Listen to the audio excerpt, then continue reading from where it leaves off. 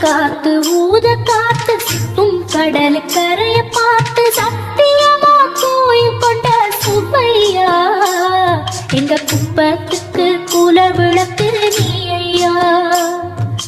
வாட காத்து வீச பார்த்து வலையை எடுத்து வலைய போட்டு மீன் பிடிக்கும் தொழில் நடக்குது முத்தையா.